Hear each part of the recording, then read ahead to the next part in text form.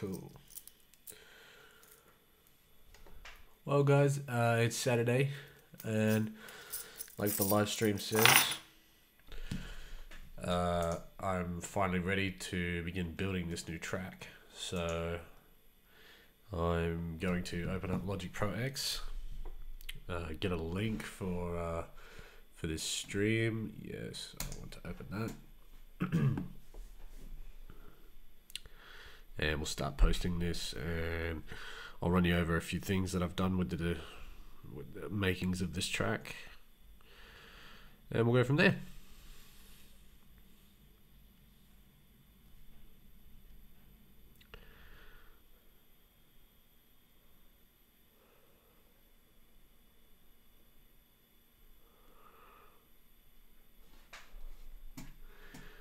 Okay, so these are just some notes over here in my notes section. Let's put that away. I don't need that part. I don't need this. Okay, so I haven't yet referenced the audio sort of as a loop like it is right now in my car or anything like that. But I can get to doing that later. I sort of like to have a bit of movement and changes, you know, bridges and choruses and mid-intro and things before I do that.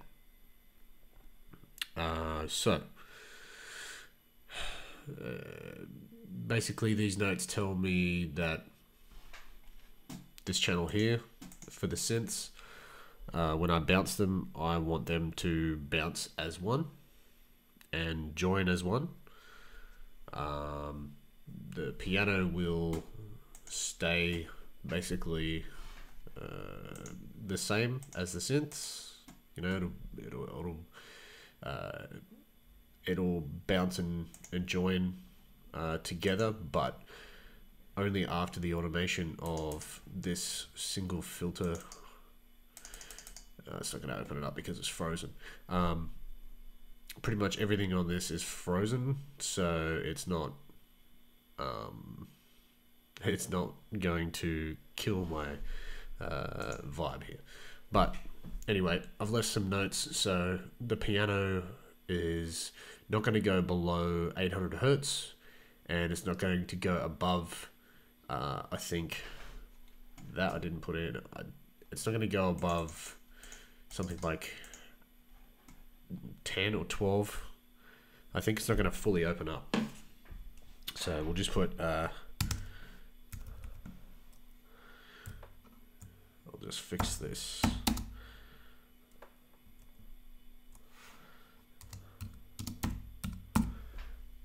Right.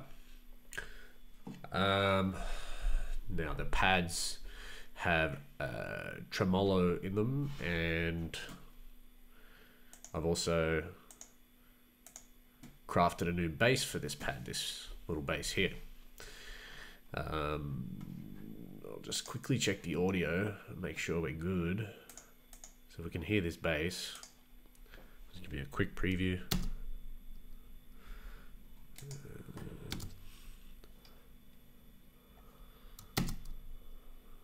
Hey. Come on now, play sucker.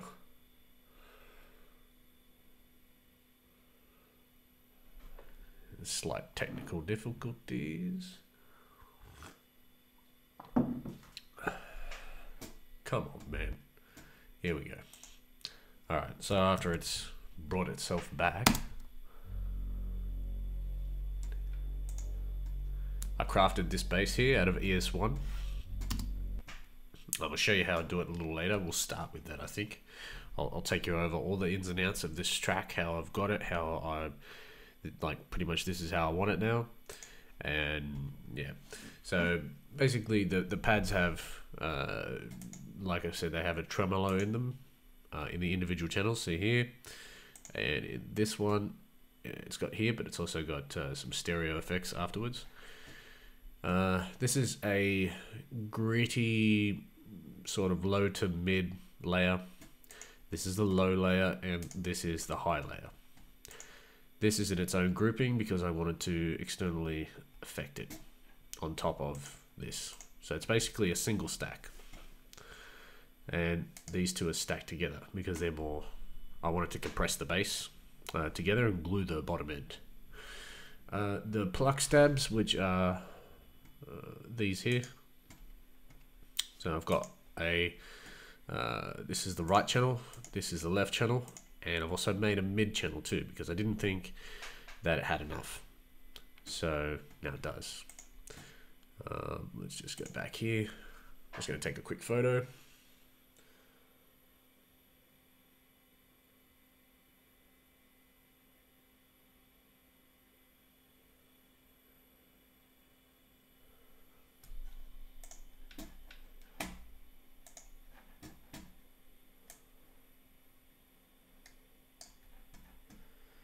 Let's fit that to the screen, yeah,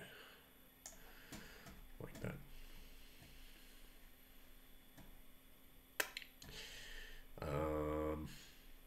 That'll do.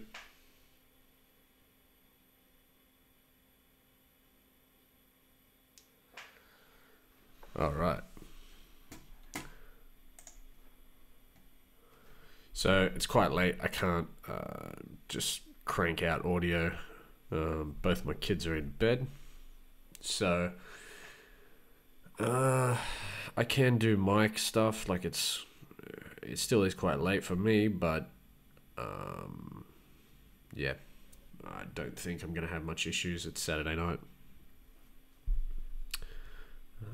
Let's paste this.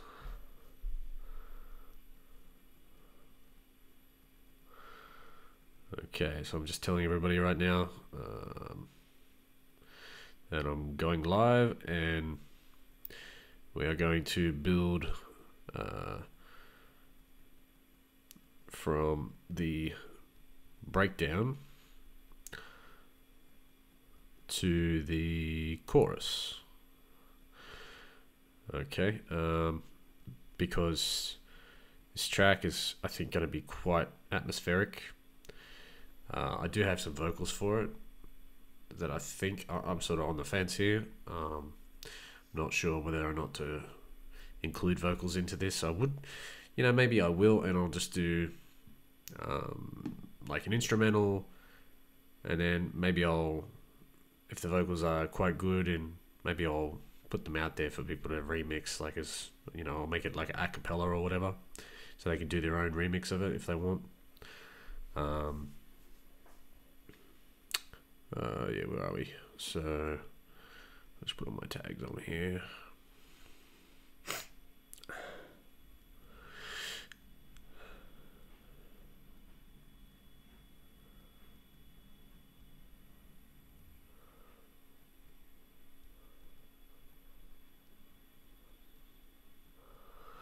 I gotta say, I'm really digging the vibe of this track. It's a lot tougher than the last track that I was working on. And like I said, I don't usually fully finish a track.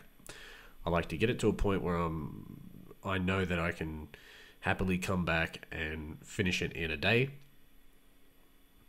And that way I can spend like a whole week finishing, say, 3 to 5 tracks if I had the time. And then I've got an EP. So that's the way I like to work. That's how I wrote my album at the early start of the year.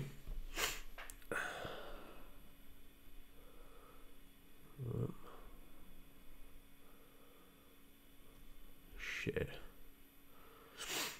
Okay. Is that doing it? There we go.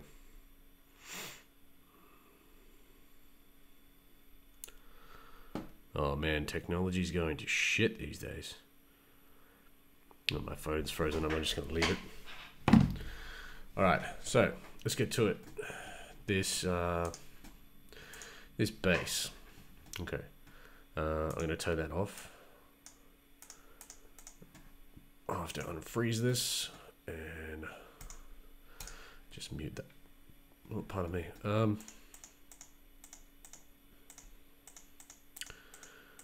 Yeah. All right. Here's the preset. Okay. Actually, I haven't saved this. Save as breakdown bass. Okay, so the way I made this, it's just a single F sharp, right? Now we'll quickly open up this sucker here. Okay, so I'll just play it continuously, and I'll slowly add on the top of like I'll slowly start stacking what I've done to this sound, and then you can see how I made it fit between all these pads. Okay, so actually first let's play the pad so you can hear what the pad actually sounds like.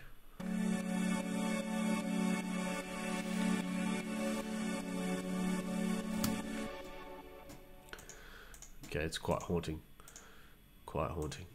and then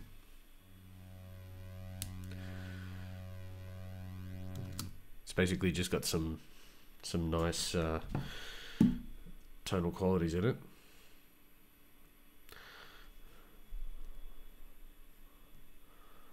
What the hell just happened?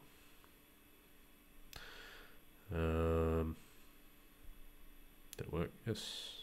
Wow, okay, cool. Very quick. Okay. So, left the filter all the way open. I'm not going to automate anything in this. It's just going to be a straight patch. Kept the release quite short, as I do with basses, even if it's a like a pad bass. Now, what I did, okay, very, very, very extreme EQing.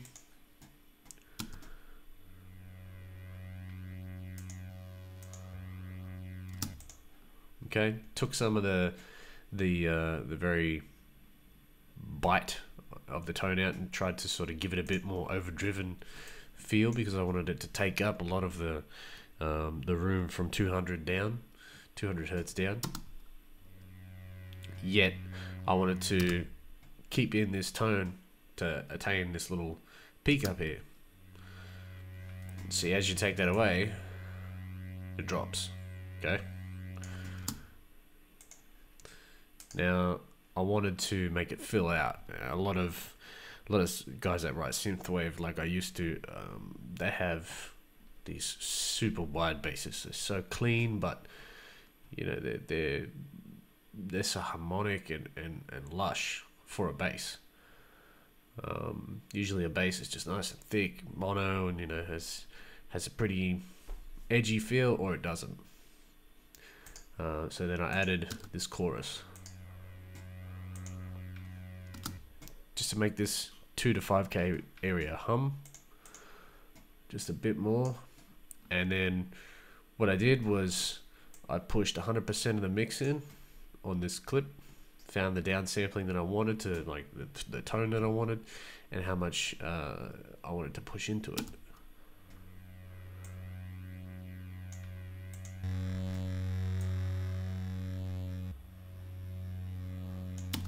Okay, so you see how I back it off there?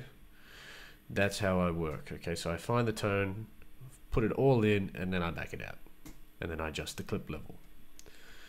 So this gives some nice peaks up here, gives some quite nice resonance to me, what I wanted. Okay, so it's just sort of sitting in there. It's nice, rather than be going right in. Again, I boosted in this 90 hertz region, took out some of the pieces that I didn't, and you can actually hear that hum from 100 hertz coming in. Okay, then I use this bass booster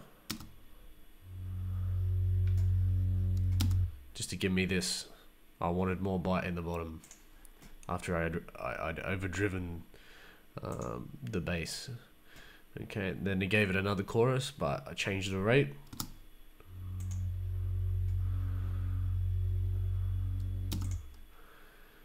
made it feel very very, very, very fucking wide. Then took away some of that high again.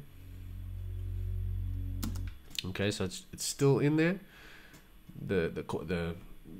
All the tone is still in there. That's what I'm sort of making here, is the tone. Like if you stop to try and see sound and not hear sound, you can, you start to think about the color of the sound a lot more, I find, and I'm keeping with that same feel here. You see how distorting that, or overdriving this peak here, it's just continually pushing and pushing and pushing, and it's creating like a nice rumble, right? But I didn't want to take away all that high end frequency, so I kept it in. Okay, gave it a nice cut here at 22.5. I think this is just before the end frequency, or the peak frequency of F sharp. I think F sharp's like 38 or something like that. Maybe a little bit higher. I think 49 is G or something like that. I can't remember my frequencies. Anyway, tightened it up a bit.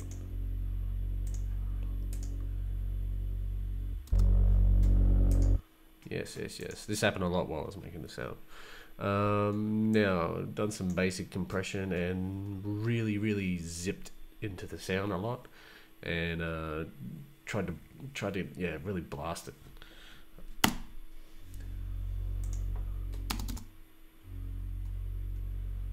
You see this? Pretty extensive. And then I wanted to add a different tone. I felt that it just wasn't enough. It needed more push. Okay, so it's got all this high harmonic information going on. And then I have mid-side in it. I haven't really I'm pretty sure it's not too bad here. That's pretty much all mid and side information.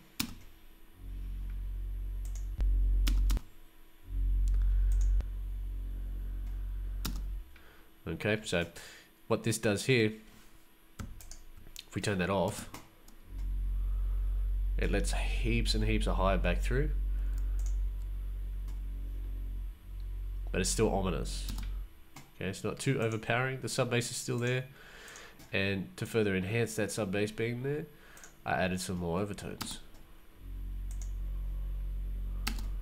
Okay, made it really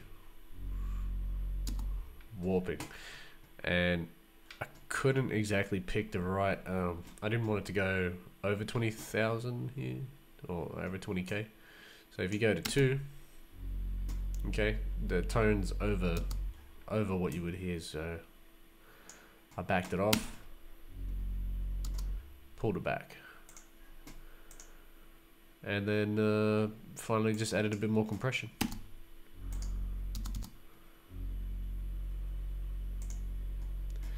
And it's a really smooth bass. So I'll play it again without, and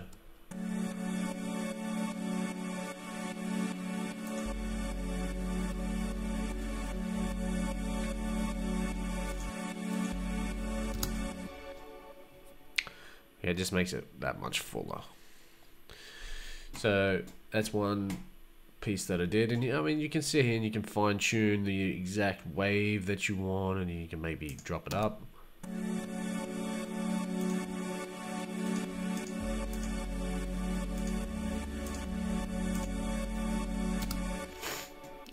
I've been known to do that. You can mix between the sub oscillator and the just basic single wave. Yeah, I wouldn't even touch the glide on this. I mean, you can adjust that with You can adjust that later on if you want. You can bounce it as an audio file and adjust that later on. Actually, what I need to do here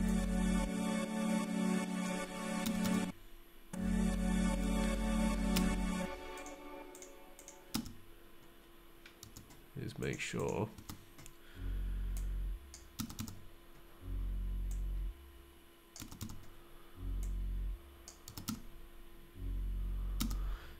so we don't want all that. Like, we've basically got two voices here, that's it. Okay, that's all we need. Now what I did, I was happy with that for a while, and then I wanted to add on top of what I've already done. So I made this before. This is the high pass chorus, which is basically a little bit of stereo imaging here. I took away the mids, adjusted the stereo, and then linked it up here and just basically gave it a nice notch at a K. Added a little bit of harmonic distortion to it, and then added a chorus. Okay, this is the basic chorus. So again,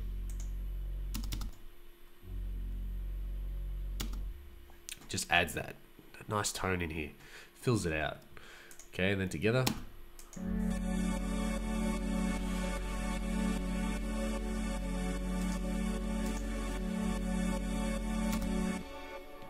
Just glues it together. So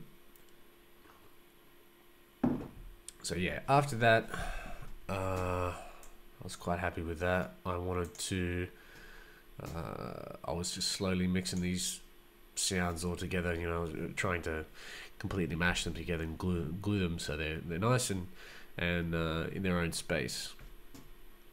These are basically just the chord stabs here. I think I showed some people before. It's just the same chord but in a rhythm. That's it. That's all it is. Okay, so these two are left and right channels.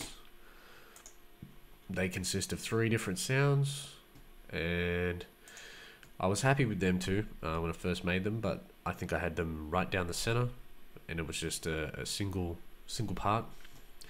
I needed to basically put them in their own space, but not have them in the middle where it would take up the room for the kick, which that's what it was doing. So put them in their own space and sort of took a bit of the high away and added some shimmer up the top and changed I think I changed the reverb, but brought the reverb down. There was too much reverb, which was because there was that high-end shimmer in it, like between 10 and 20. It was creating a lot of shit at the top. So I had this, and then I decided to add another layer. So I'll play these two together, and then I'll show you this layer.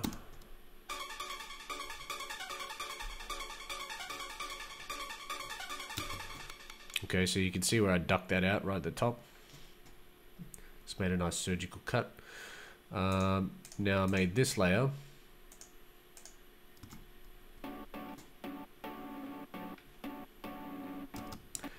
You see it actually takes up that area. And right here, it puts a nice peek through. It joins the two.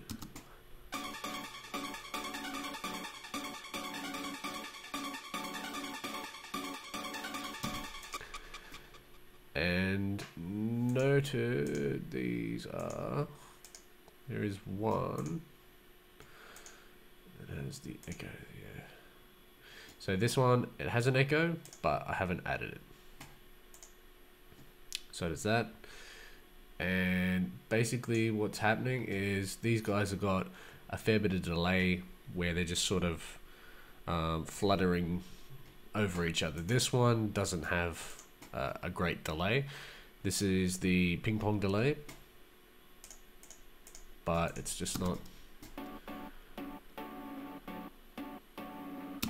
it's just doing some different stuff. Come on now, open. you should open, even if you... Alright, so there is a boost right here. That's not enough, so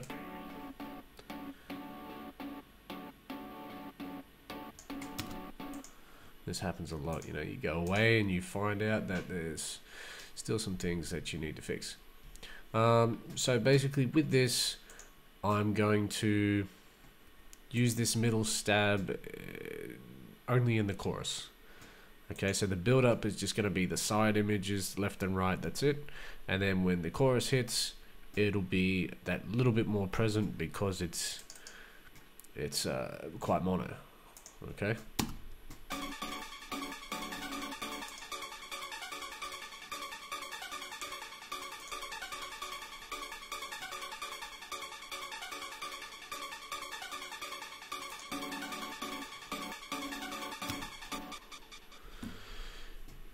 Now onto the screeches. So these screeches I linked it to. I think so I made them into EXS24s and then split them left and right, gave them their own space, reverb, compression, and I think I went over that last time.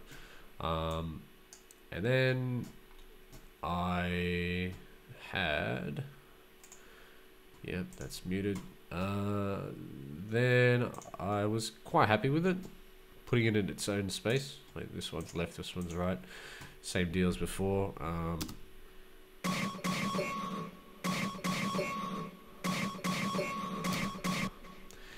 I added the ping pong delay simply because I like the way the delay sort of sucks back after this note, like in this space right here. And it works really well with the kick, but it took away a lot of presence in the middle, so I decided to add the original back in.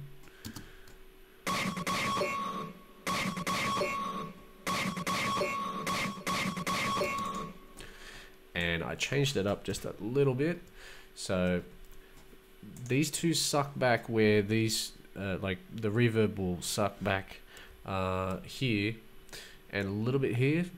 But these two that I've placed here, they sort of work in that space and it just accentuates it a little bit more. Kind of like using your hi-hats and a ride cymbal. You know, you might double hit your ride cymbal while you've got an eighth of your hi-hats. You know, and they just sort of work and flutter over the top.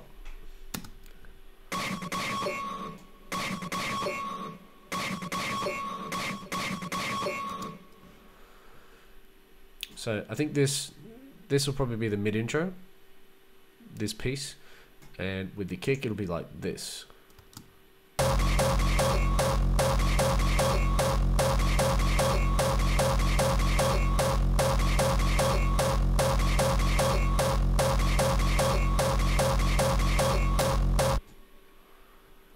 Okay, I thought about adding the Plucks in there as well.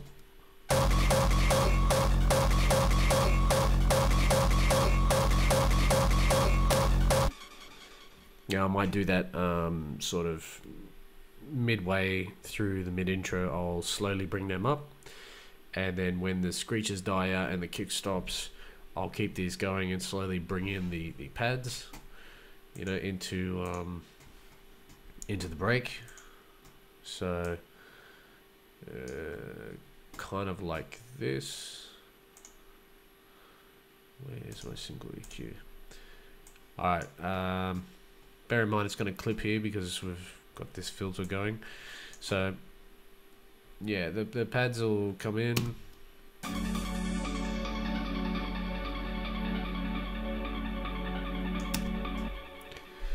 So it'll this is the breakdown, basically. This is what the breakdown is going to be, and it'll introduce the piano.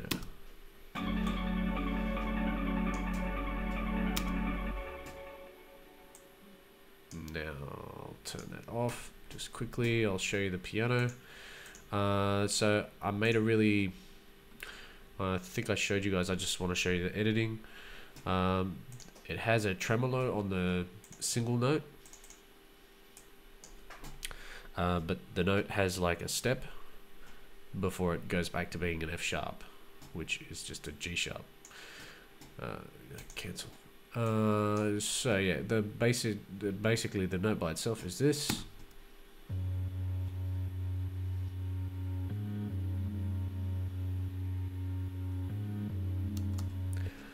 Okay, and the melody on top, which will basically be this, I'm going to change it a little bit so it steps up, and then possibly stay the same for another bar, and then it'll continue again. So I've got a lot of intensity ready for this track. I think I'm just going to I'm not going to do too many changes. I'm just going to keep it very, very tense. So the melody with the piano is like this.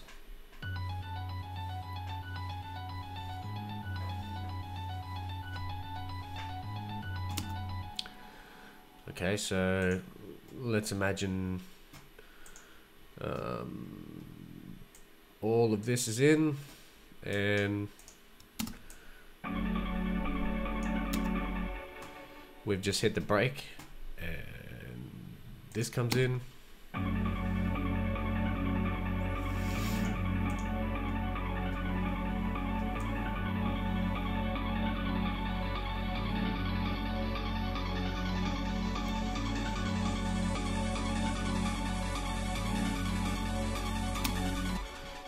And now I'm not gonna fully have it in there, because what I like to do is I like to have the best thing to do is to filter something not fully in, so that way when you hit the chorus you've got that extra, you know, breadth of spectrum that's smashing, you know. So when it all, like right now, if we just play this, okay, bear in mind this is on, so when the chorus comes in, I was thinking about bringing this in.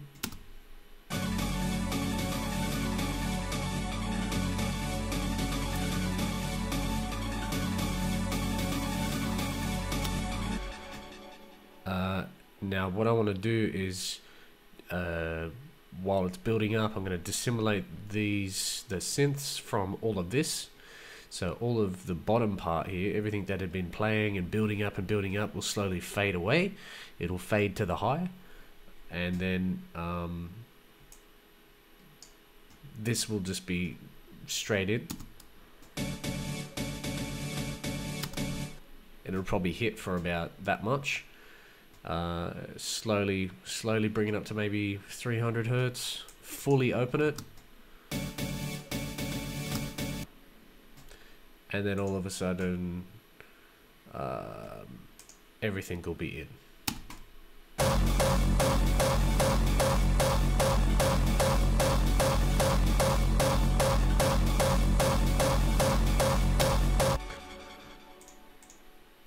Or it can always be like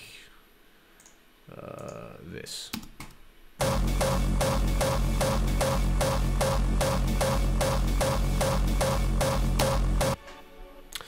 So it's going to be pretty pretty much a very tense track. I think I'm not going to put any percussion in it today. Basically, I'll just work on the filtering of everything and just try and build an atmosphere from, you know, what I've got here. And then, I mean, it's not hard to put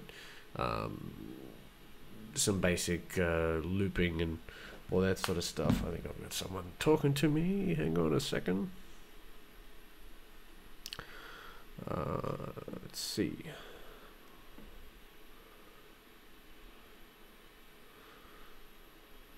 Yeah, cool.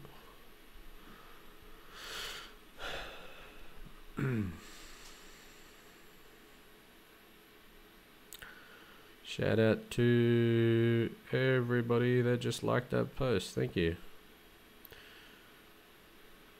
Nice. Some new followers. Awesome. Alright.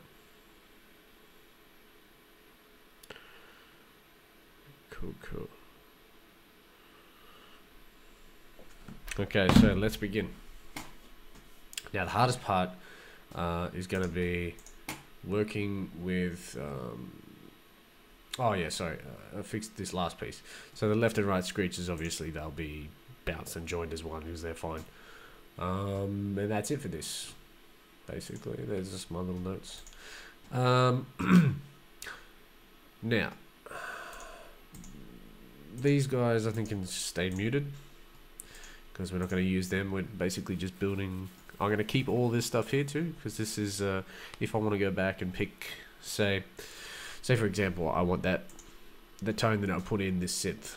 Okay, this all here, all this stuff here is in these synths. The wet, and then the all note I think is that was another bounce out. So basically it's this times 2 with a dry and wet signal, and then there's a bass in there. Actually, I didn't show you guys that bass. So I basically got an ESM, so it's a mono synth. This is the one that I made for the high pass. Okay, let's show you this. So basically this is, I needed the synths to be more in your face. They needed more punch, and I didn't want to do that with compression or EQ. So I wanted to add to the sound. I always like to add to the sound to have a really full spectrum of sound hit you in the face. So I got an ESM layer. I made this. This is all basically just edited to what is here and sort of mashed in with it.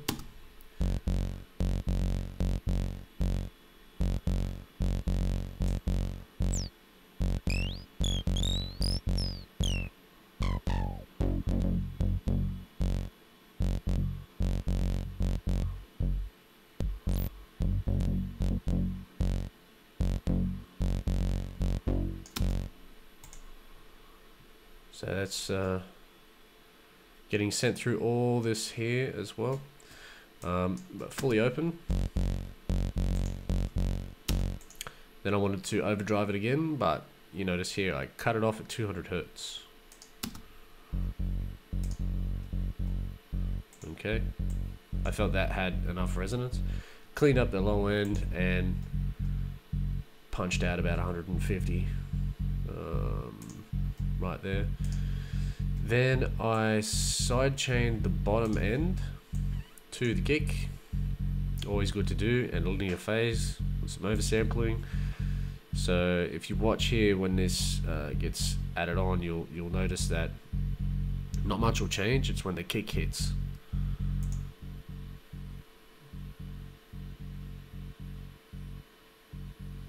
Okay, so every time the kick hits,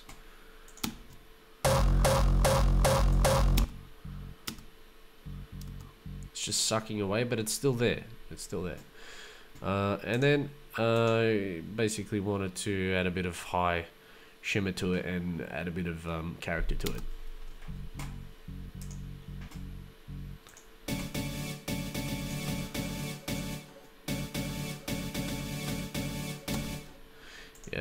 I'm not sure. So in I think 2 episodes ago, or two streams ago, I made somewhat of a talkative type synth from a piano,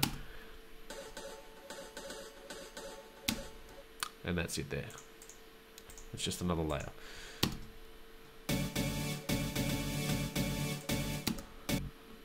Adds a cool something. It just adds something. I like it. Yeah. All right. Cool. That's it. Now, back when I sort of first started streaming, I made this little intro bit here. It just goes to this.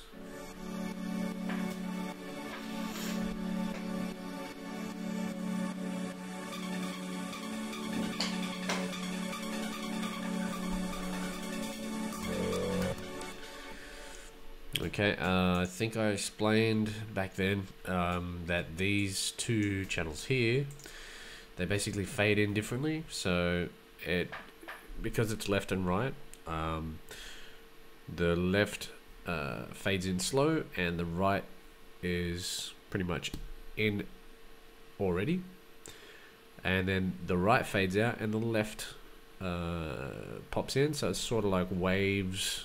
It makes like a kind of like a chorus, sort of moves about, but with the stereo left and right, and then it'll come in at once. Now I'm probably going to use this for the mid intro, because I think the screeches in this pluck and that middle stab work good together, so I'll probably use that in the mid intro. But what I'm going to do is just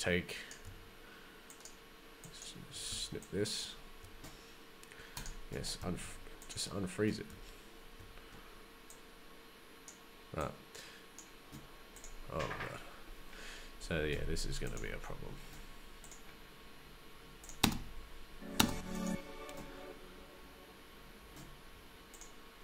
We have to unfreeze all the tracks.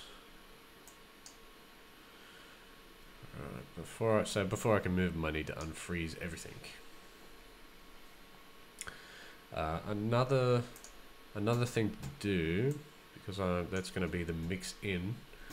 I'm just going to color it. I'll color it a completely different color. So just do like dark red or whatever, just so I know. And we'll move. Actually, we'll just do it this way. We've got all of this crap, and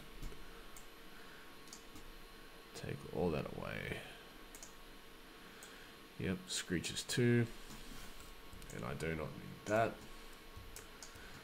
Alright, that's not playing either. It won't play. It's muted. They're all frozen anyway, so it doesn't really matter. Just make sure there's nothing coming through. Yep. And I think I've still got. No, that's it. I've used up all my original channels that I've used. So everything now is basically, we're just making it on the fly. Alright, so let's move this player header right out.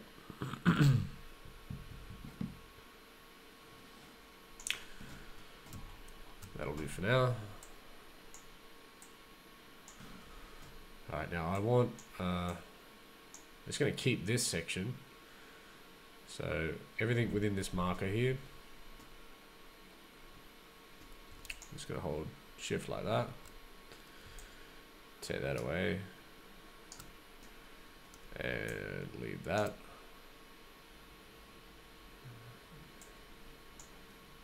Why are they still unfreeze? Seriously, everything should be unfrozen. Come on.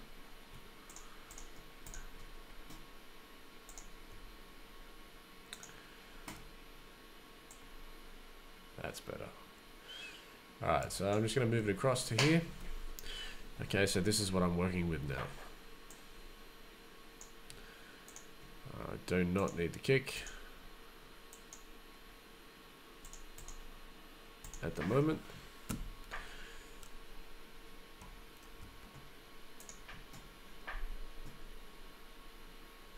Alright. Let's go to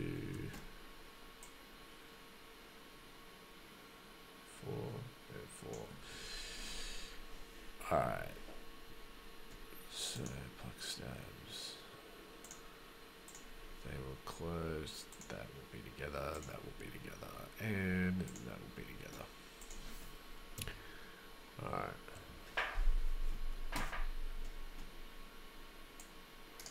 Let's go ahead and we'll just copy that, Copy that. Alright, so we'll open this. Now I wanted to have it, I think about 2K. The synths aren't in at all. The piano slowly fades in, but we'll mute that, so that's a secondary to me right now. The pluck is in fully and these are out. Okay, so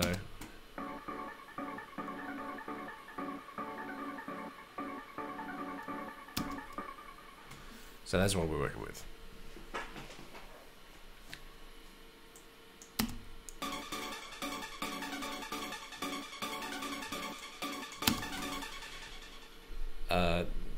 What I'm going to do now is once I've got the bits and pieces that I like, this is where I start bouncing and making audio clips of the synths, and then I'll just go ahead, like, unless I need to automate anything, which I don't think I'm going to automate any of this. Yeah, actually what we will do, this one's not going to be in.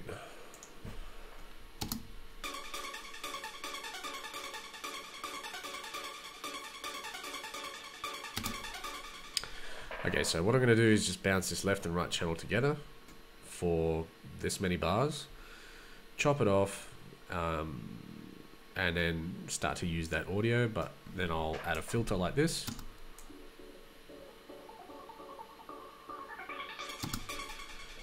And see if there's any stereo enhancements that I want to do. And then we'll just start from there. So as always, when I bounce something, I turn all my effects off. I solo the 2 channels that I want. And you can see the headroom that I've got. If I had no master.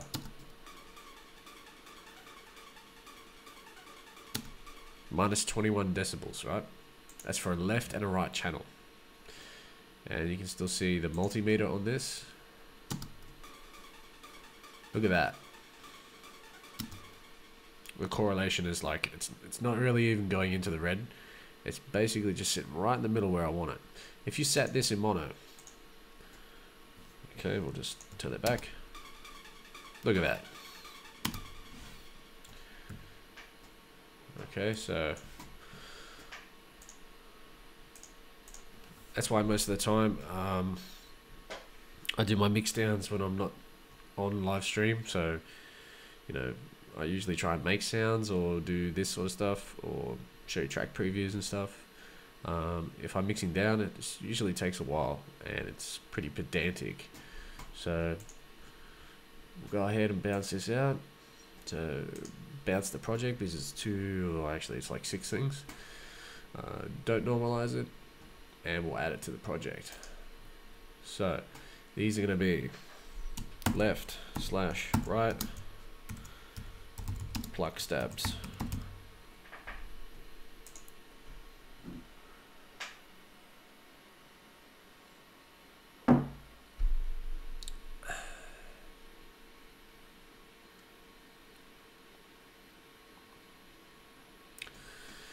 Right, now right here I'm going to add, let's say, 8 channels of audio right underneath it. This is where we're starting.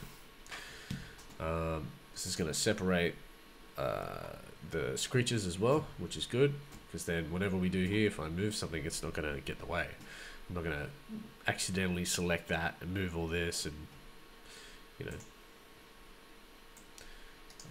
So we'll go ahead and put this on this channel here. Okay, no clips in the audio. Looks pretty good. So we'll go ahead and chop that. Alright, because we're making a build up here. Just double check this. So when this ends, like, that's the reverb. It's the tail. We'll go ahead and normalize this. There we go. Okay, so it's at some point, right, it's hitting, yeah, right here. Okay, at some points it's hitting quite hard there, but that's not too bad. Alright, we'll take that away. Now we'll normalize that. Let's chuck all this back on. Put that away. Alright, these can now be muted. And they can be frozen.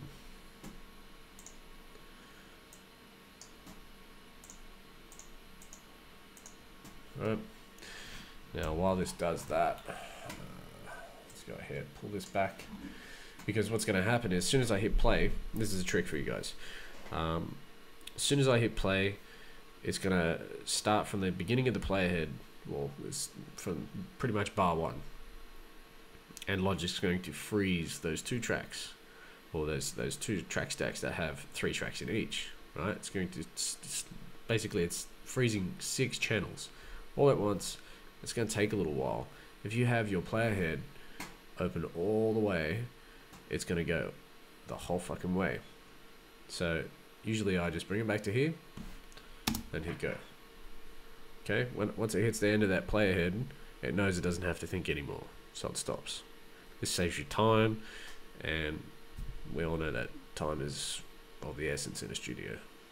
Okay, it's done. Now let's hear this by itself.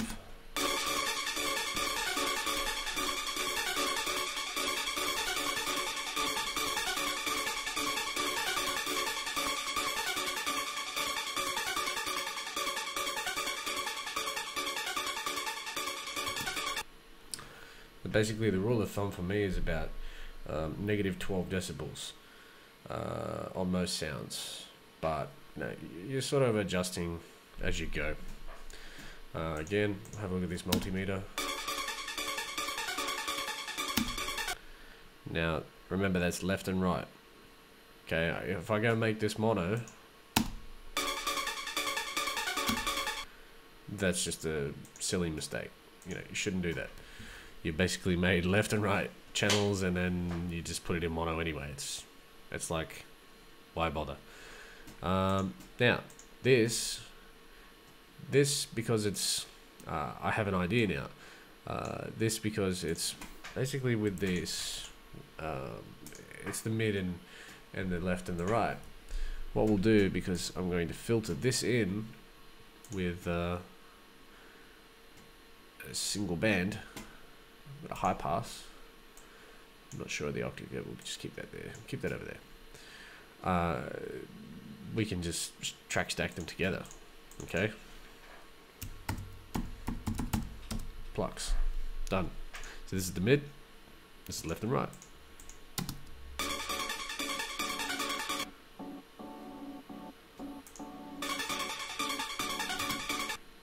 Now if you wanted to add a bit more compression again, which I would go 1, 2, 3 spaces down. I say 3 spaces because one, I might want to either distort or overdrive the signal first, or I might want to EQ first. So I mean, you can always move them, but you know, why not sort of space things out if you know you're only doing minor changes. I just tend to work like that. Right, I'm not gonna. I don't think it needs any more distortion. Just go some very light. I would say about here, and we'll start at 0.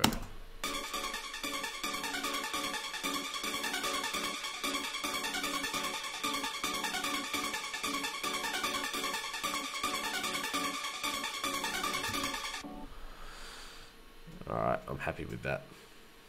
That mashes both of those sounds together. Now if we go ahead and open up this high passed, this should be named what it is, the high pass middle stabs.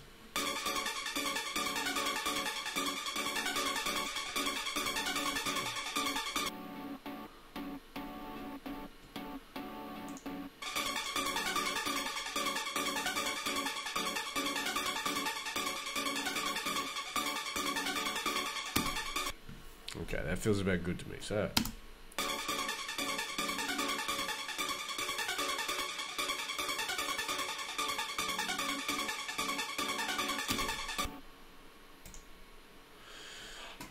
so it might actually need to be low cutted.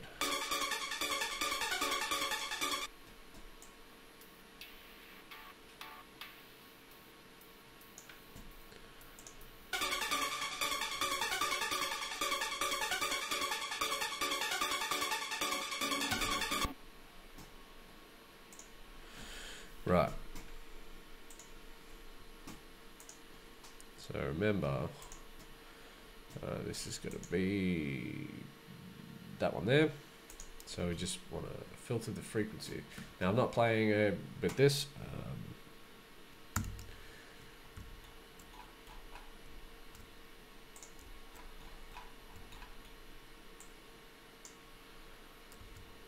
Right.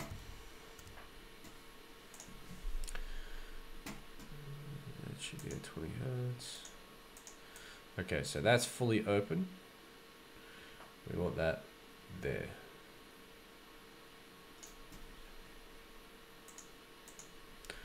So what I have in mind for this, we're gonna let this go to about there. I pull this back, so it's about a bar out. Alright. So let's see, 79 hertz.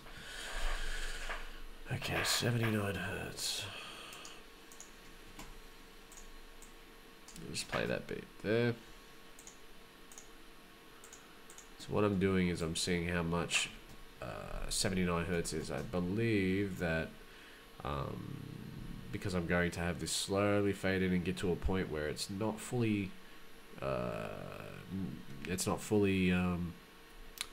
faded in. I believe the area that I'm thinking is actually another bar away from that. So I'll pull this away. I use this a lot to count out. So I go 1, 2, 3, 4. Okay, and then put a point there. So at 240, I think that's about where I want it. So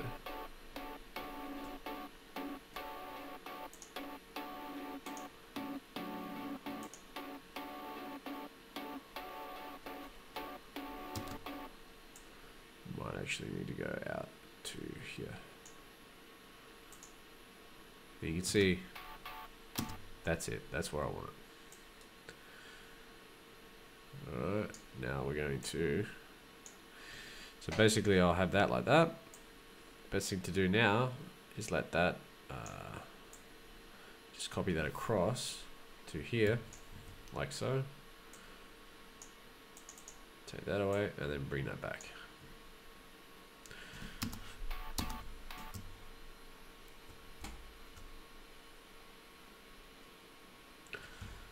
That shouldn't have done that.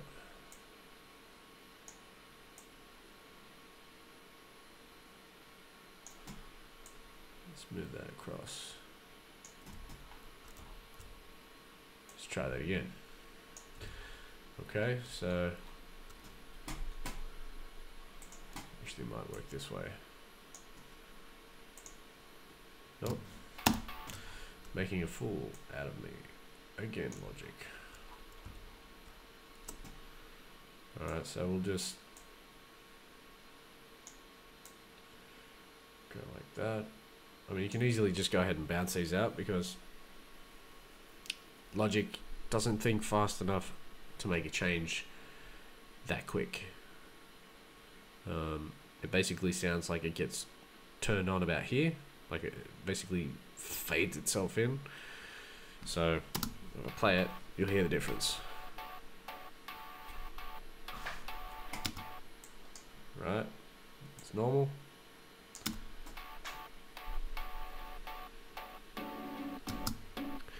See how it got to about here and it just turned, it just went too early, so it's not what I want. So the best thing to do here, take this away, just keep it like that,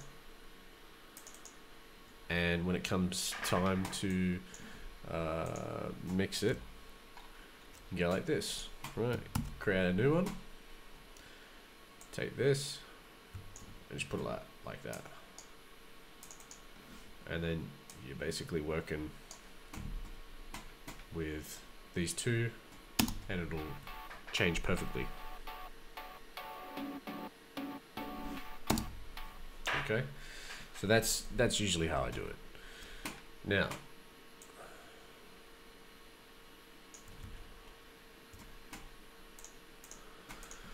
this needs a single band as well, and I think it's a high cut.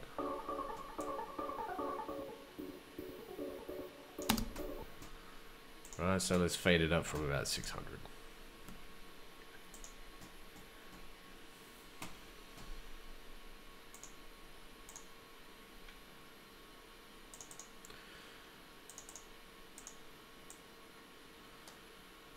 Whoa, whoa, whoa.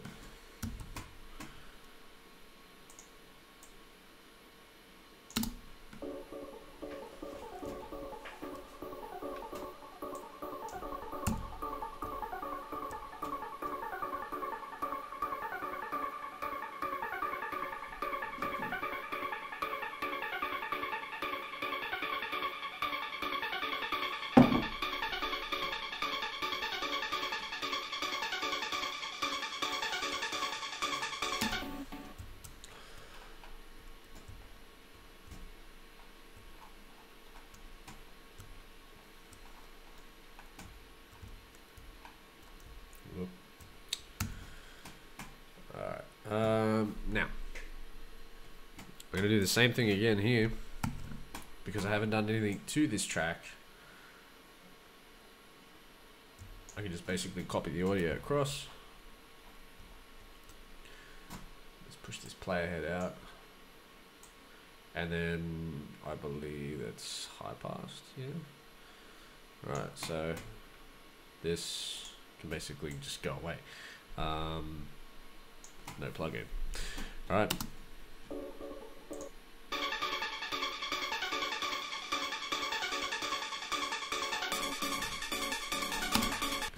Now bear in mind there'd be like sweeps and things here too. That's quite drastic, but that's what I mean about having, pardon me, something filter in, but not as soon as, you know, as soon as it hits that bar, it's not.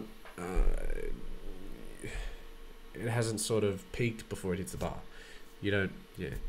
I find there's much more impact if it's not fully filtered in before it hits that next bar. So I'm happy with that. I'll put that away now. So that's all our crossfading information, all everything is in there. Okay. So that's the pluck channel. Now these two can just stay there. But what we'll do is we'll move this up. Okay, so it's in the chain. That kick is fine. That's why I'm putting it here. So I know that this is ready. This is ready. That's also not going to hit there either. That's probably going to hit about there. And that's a big mix in. So it'll be, the chorus will probably be about there. Next thing is the pads. Alright, so I want to differentiate. I think I said I want to differentiate between the two pads. So the high pass, we'll turn that off. We don't need that now. We'll lock that track.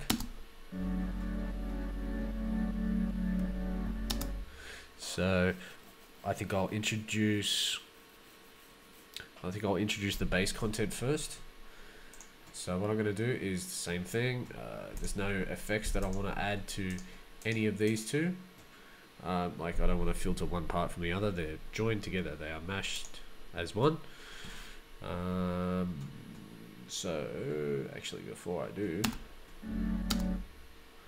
I didn't fully do something here. So I'm just going to do some gentle compression.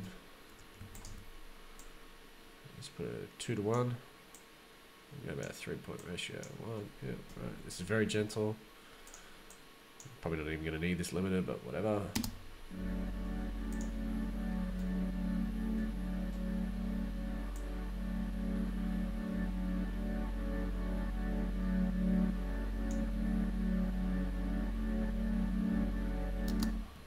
Okay.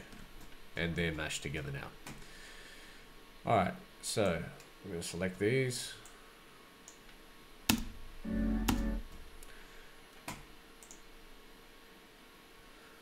Oh, that's right. I am going to do something different. So I'm going to need to bounce this in two different ways. One is going to have tremolo in the chorus, and one is not. So this one's going to be the straight, you know, tense fucking, yeah, tense dealings. Alright. So we bounce one as high passed pads.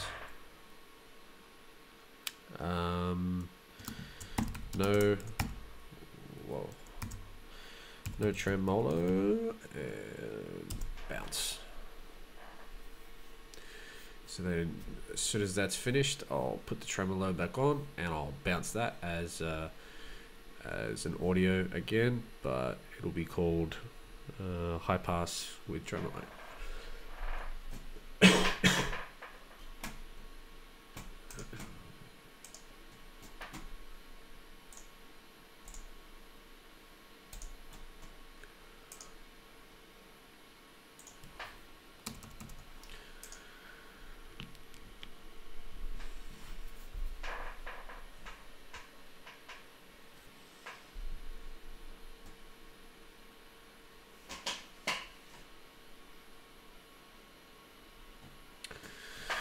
Alright, and that's done. So now we'll mute that, take that away, freeze these two. We'll just keep that there. Mute these channels as well, so no information comes through. And there you go. So we'll freeze them, then we'll add the audio channels in. So I'll probably track stack the two together, just in case, because I might want to add a bit more reverb. And let's say that the one that goes from having no tremolo to the tremolo, I want that to sort of kick over. I don't want it to just sort of start and stop and then, you know, be ducking the kick. I want to have like a just a little bit of reverb go over the top.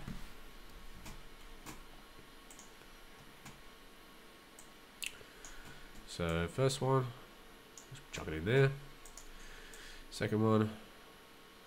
You know what so I basically bounced it. This happens quite a bit. Get ahead of myself. Alright, take them away. Delete these two channels. Delete these as well. Right, gotta do that again because messed up. That's better. Alright, so take away all the effects. This high pass has tremolo, yes. I have to call it number 2 now. I often, like if this happens and I have to replace a file, I don't like to replace a file. It's just a nit thing I have. Yeah, I just don't replace them. I just add them into the project and call them something different. Oh yeah, it'll be 2 and it's bring it back. Right. Yeah. Yeah, maybe it's definitely an OCD thing, but yeah, what are you gonna do? Sue me. Alright, so the first one. That's good. The second. Let's have a look at this. Let's take this down. Alright, trim them. Don't need them pieces. Okay, this one, yes, is good. Alright, this is the, so you can see that's the ducking right there, right? So kick will punch in and it'll, right, you can actually see the variation here of the way it morphs. I really like it. Okay, now this one with no tremolo. Now this is going to be cool to see, because the volumes of these two are actually going to be different. Okay, so I'll undo the normalization of that. Now let's see the peak volume here of this one. Alright, minus 15. Hang on. Do that again. So minus 9.7. This one's lower. Okay. So this is why I'm going to mash them together as well. The reason that happens is because this tremolo, there's nothing different. They're both the same. They're both the same thing. It's just the tremolo is making this happen. Okay. So always bear that in mind. That's why I never normalize a bounce. I like to have this effect go through before anything happens. So now we normalize, and we'll normalize this. Now obviously the volumes are going to be relative, but they're still not going to be the same. Okay, they are going to peak, but they're not going to be the same. So let's go ahead and we'll create a track stack. We'll call this pads. Right. Now, the tremolo is going to be there. This is going to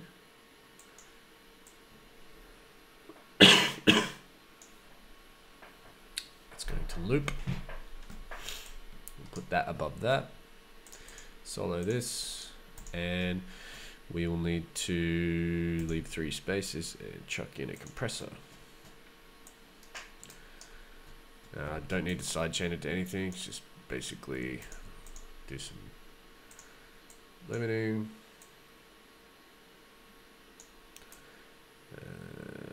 Let's say about there. And it's about 9. It's gonna, because they're both different in variation, I'm not gonna make it smooth. I'm gonna make it sort of in the middle.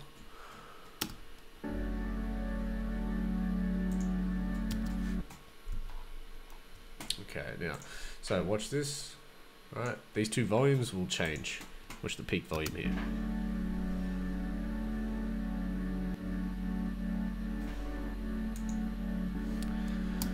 Okay, so the whole thing basically done a reverse. Okay, and that's due to my compression.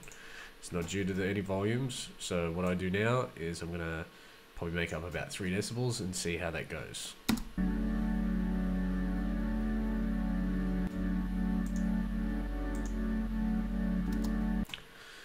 Not too bad.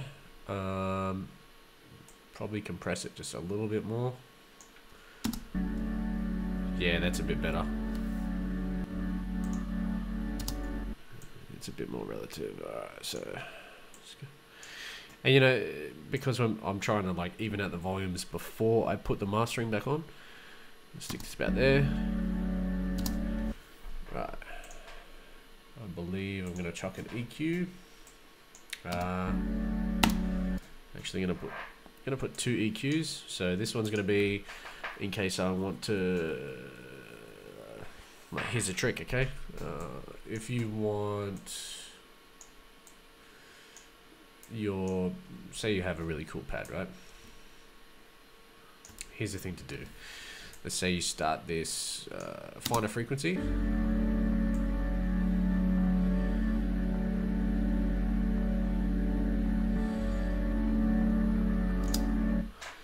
Okay, it adds a tiny bit of change. Now, if you've got a limiter on here, which I do in this, right? There's a limiter here. This is going to make it really change.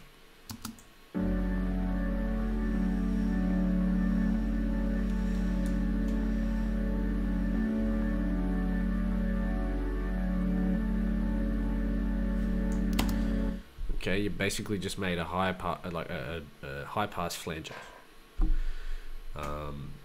If you go ahead and move this down one, we'll put a bit crusher on it. Right. Let's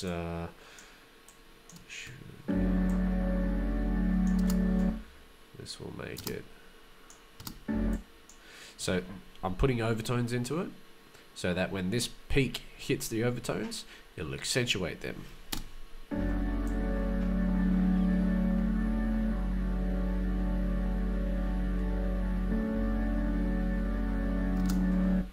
Okay, so that's a thing to do. Now, usually I do this, set it up, and then I'll turn it off, so that way I can keep working. Turn that off. Alright, and before we go any further, let's put one of these on.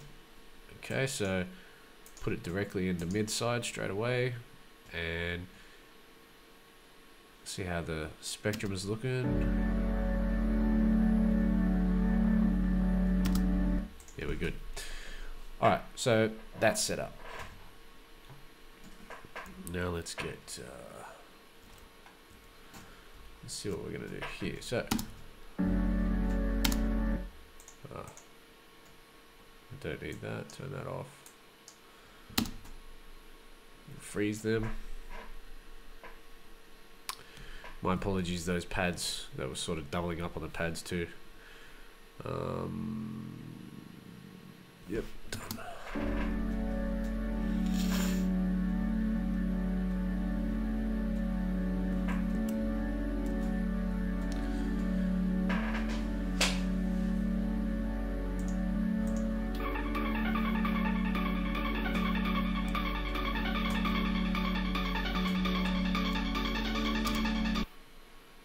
Okay, now I'm on the fence where I'll leave another space here, and I might either EQ after the compressor or before. I'm not entirely sure.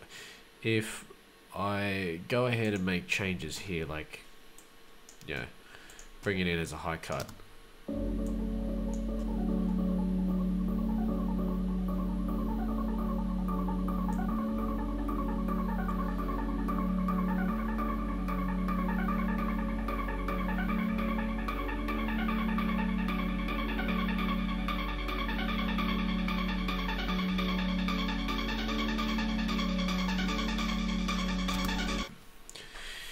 That could be good, but okay, it might sound all good to the ear.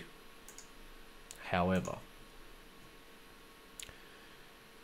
what you got to think of here, I'll show you very quickly. I showed you guys before this too. So what will happen if you go ahead and you put something after a limiter, right? Especially one of these. It doesn't matter what slope it's at, it's always going to overclip, right? You go ahead and put this in.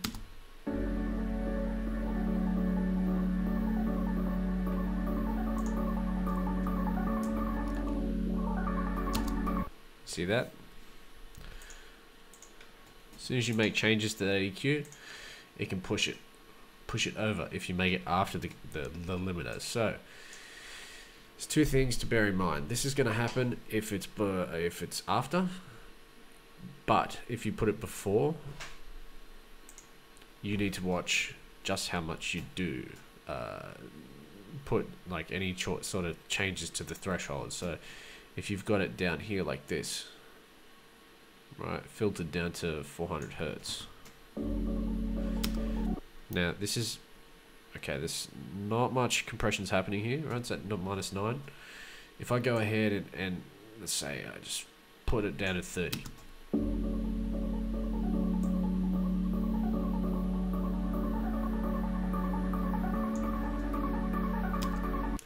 The sound is lost.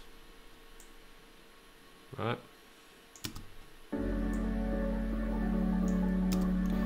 You lose so much dynamics in the sound.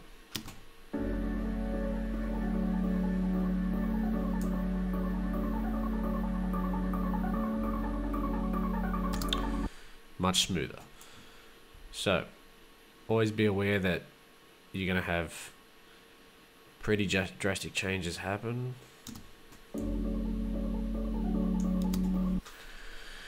And making it really sharp. Yeah, it's better. Alright, so everything's gonna, you know, there's gonna be a big kick boom here. Actually, it'd probably be really subtle. Just be like a anyway. Let's go ahead and automate this shit.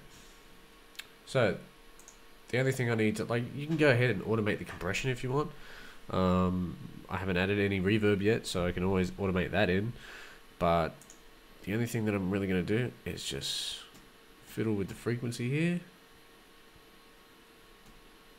It's not really going to matter until we get to here. So the reason I put it on the whole track stack is because then I might want to do stuff to here that's separate from this. I don't have to go ahead and set all this up again on this channel. There's absolutely nothing on these two channels. Okay, so I can go ahead and freeze these, work on this. What's this again? This is a high pass, yeah? Alright, so it's going to filter out up to about 6K.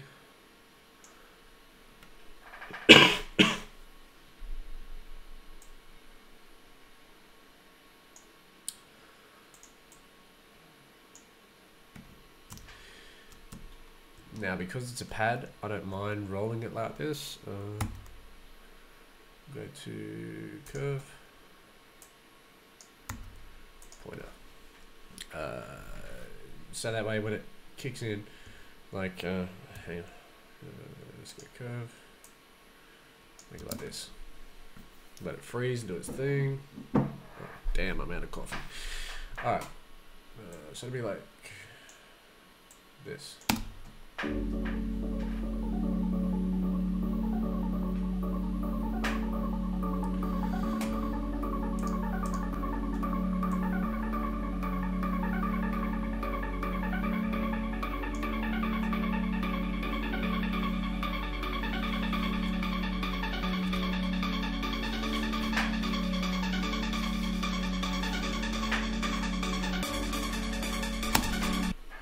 Okay, now the reason I've done this is because, see, it happens just before, and it sort of filters its way back in, sort of midway through that first, if there was going to be a kick there, midway through the first kick. That way, think of it as if you've basically made a volume fade from here to here. That's how I think of it.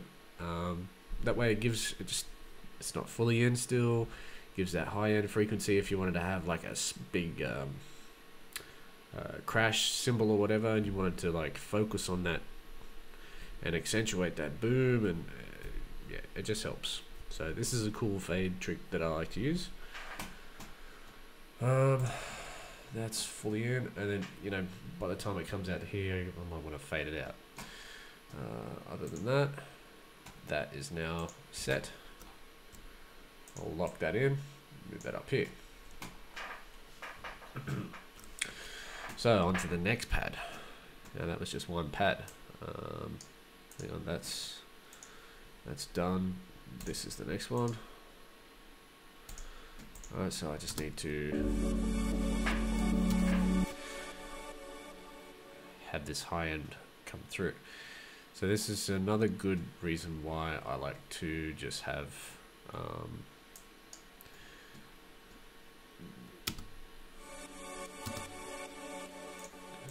turn all that off. This is another good reason why I like to just bounce things sort of separately, have them in their own, yeah, sort of make, what would I say, make separate channels out of, you know, layers of sound. So, like, not everybody makes like a layered synth and has that whole thing filter in the exact same way. You know, you want that sound to morph. You want it to have its own character. You want it to be a thing. So it's good to like have the highs come in differently than the lows. Like you can sort of bandpass. You know what? I'll do it with this. I'll bandpass this in, like I'll just sort of wave it like a chorus into the and filter it into here. Okay, so go ahead and we'll need to do 2 bounces. This is haunting pad, tremolo.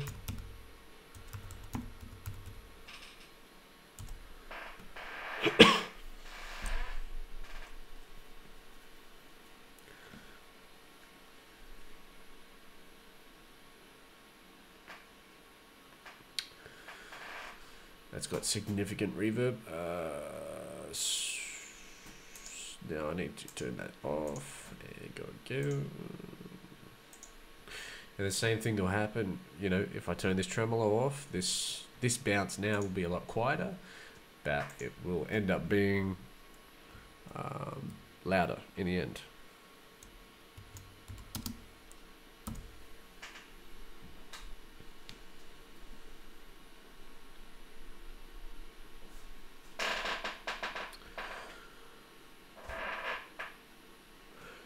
Let's check the stream actually. Yep, still going. Going good. Alright, next thing.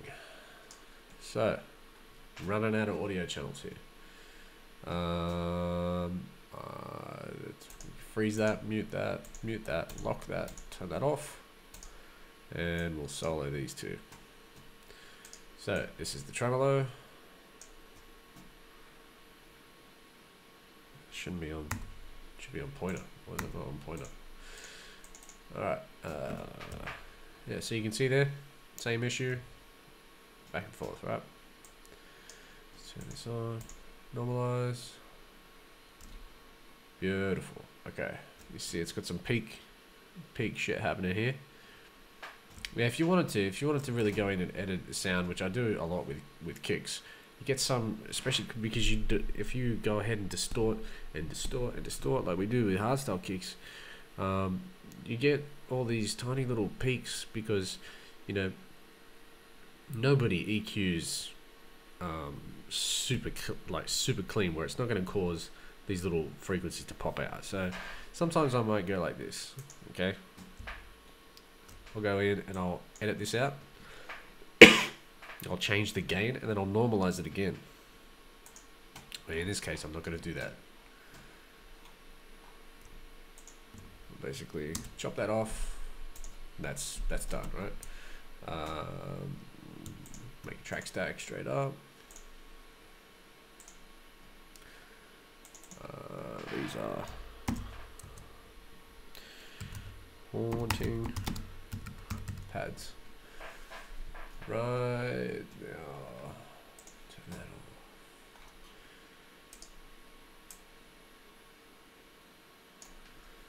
Okay, so this is the non-tremolo one, right?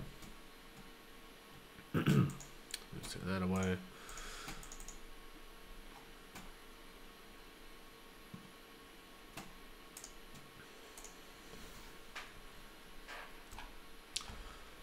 Beautiful.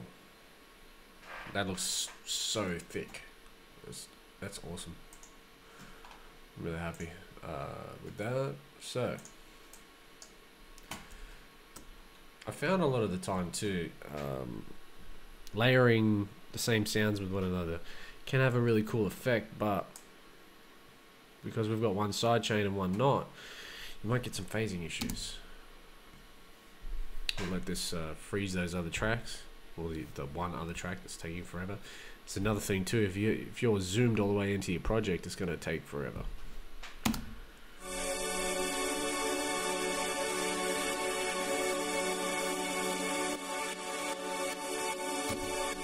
Okay, so you hear that tremolo effect, right? Well, with this by itself, that's nice. With this, it sounds like it has a phasing issue. And it creates something that I don't like to hear. So separate them, and that'll be there. So it'll be sidechained. We'll put this above it, and I'll just copy that this time. Screw it, we'll just loop it. Right. Oh no, actually, we need to copy it because I want that in there. All right. Now I only want the high part, the high end material to pass over. I don't want the low, this one up here. This is the one that has all the bass in the pad. Okay, I don't want that in there. So again, we will go like this.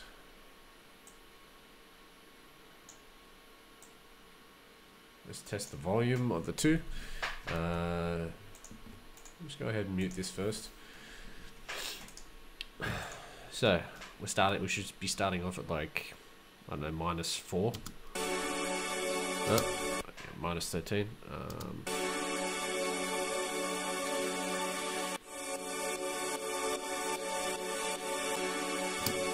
It's actually not that bad. Let's leave 3 spaces, and the reason I'm going to add compression again, even though I don't really need to, is because I've got this here, because it's going to roll over and have 2 parts of the signal together. We're just going to add a very soft compressor. Let's say about 8 decibels, 2-to-1 ratio.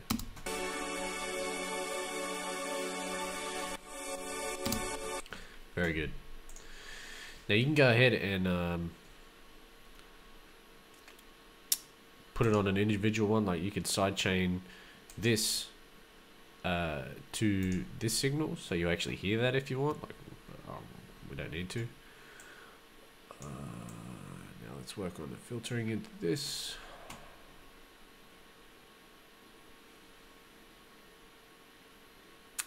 Actually, I wonder if I just want to hear this. If I'm going to have a clipping point.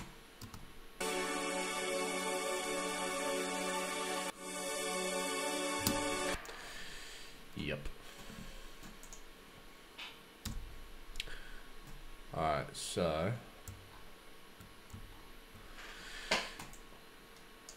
this needs to be redone again. So delete that. I'll explain in a little bit. When I find these, unlock and solo and turn that off, mute it. Now this needs to go over here. God damn it. So I actually need this much of audio. So I need to fill out the entire one. Otherwise it's going to start again.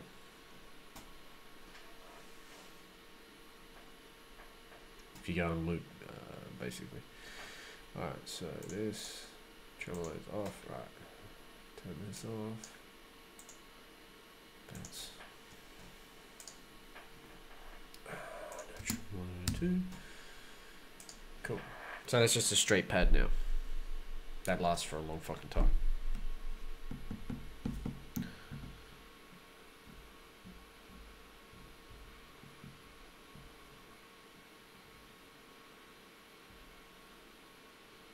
Nice.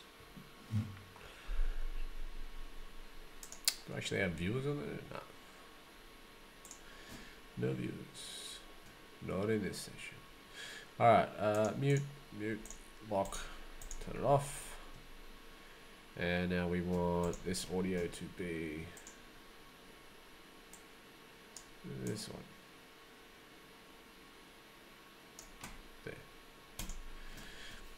Okay, and now I can leave that little clip in, right? No, I don't want to.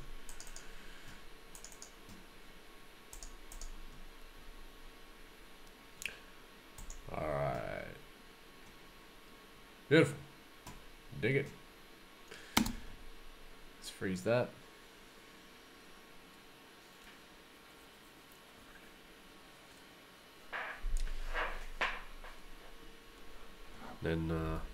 Then we'll start working on the effects here. So now I want to hear this with these pads.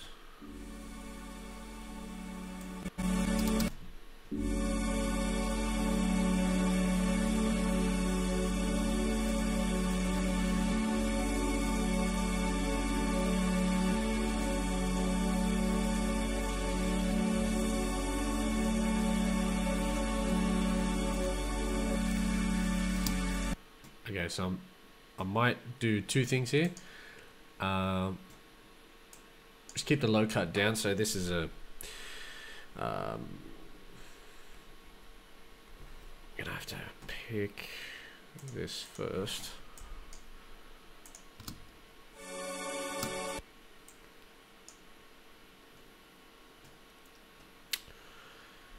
All right.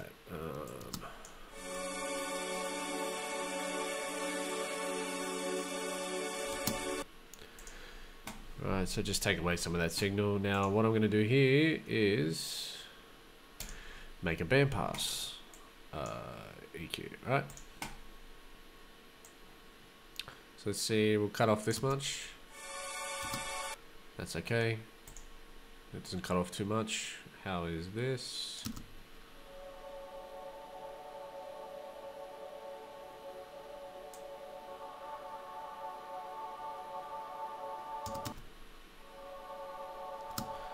Alright, so I want about that much decibels in there. That's why I've left that much open. Otherwise I would just shut it off. I might even put a resonant... no, I'm not going to do that. Don't put a resonant frequency. Alright, turn that off. Don't need that. And if... I mean, after this, if I want to fade it back out...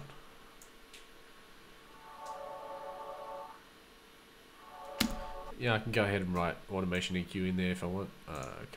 God damn it.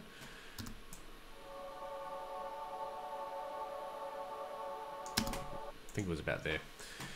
Okay, so we need channel EQ. I need the high cut frequency. And I need the low cut frequency. Right. Perfect. So the high cut frequency is going to stay there, to there,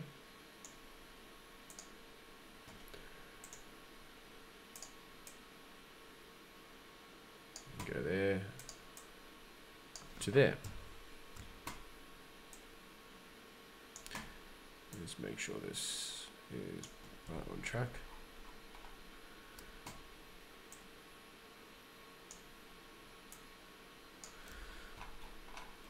Alright, so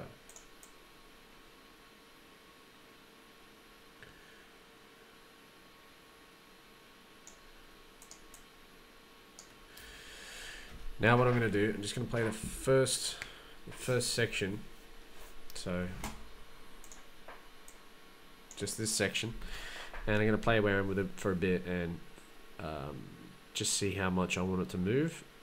And then once I get it to that point that I like, because either it's going to be this long or the movement's going to be slower. So this would be, let's say fast, that's faster, faster again, and so on and so forth. I like to do my filtering this way. I'm pretty sure there's plugins out there that do it. There's probably a plugin in Logic that does it as well, but I just like to do it this way. So basically all they do is grab this. Okay, so this high cut, we might want it to filter up first. So all we've got to do is pick one, and then right here, leave it in the middle. Now you want to sort of match that. Okay.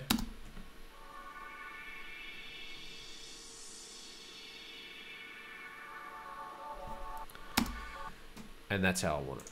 That's exactly how I want it. That really rarely happens. You can go ahead and smooth it if you want. I'll just get tick value, curve tool, that way.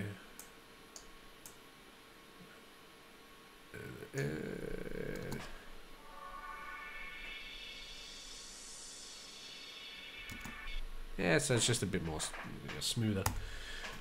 Alright, now I want to select these regions and I want to just command, copy,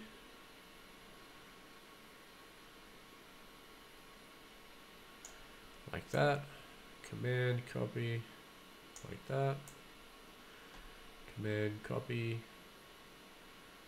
like that.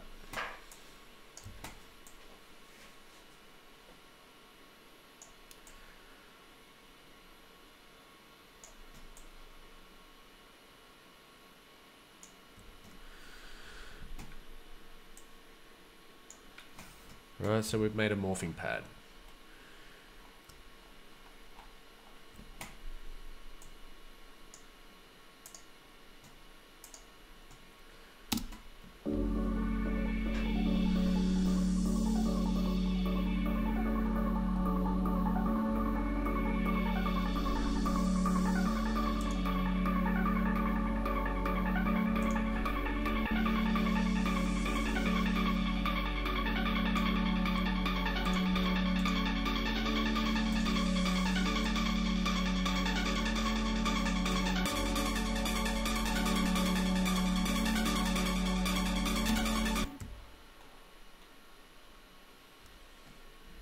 Now from here, I want to slowly open that pad right up. Okay.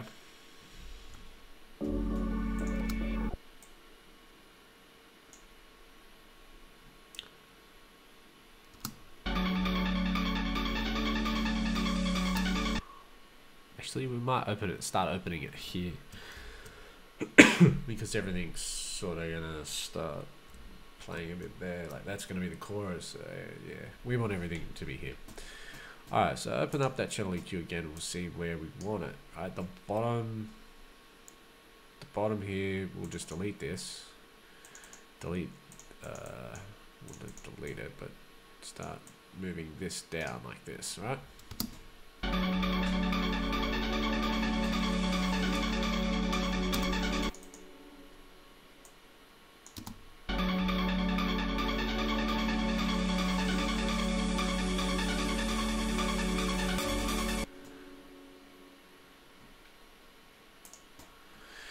Now the next thing to do, I would, because you're making like a, let's move that to there. It's gonna have to be there, and oh no, you can be there. Let's put it about there.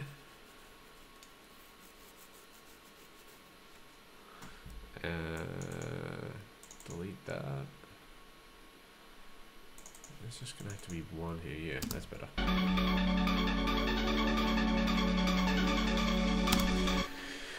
Okay, so what I'm gonna go ahead and explain now, because these two filters are on, and we've got a compressor going through them. When it comes time to being here, these two filters don't need to be on. I want them off. Okay, I can go ahead and turn all of these off. I don't need this information. I don't need those filters on at all.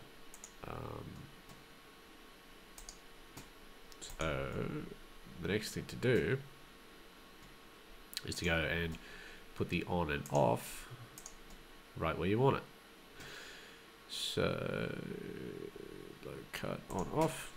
Okay, otherwise you'll have that the same effect that you get, you know, after your limiter and whatnot. No, nope, that one. Okay, so it's on here and we want it off there. Same deal here, and we want it off there. Now, I tend to have that right on the bar.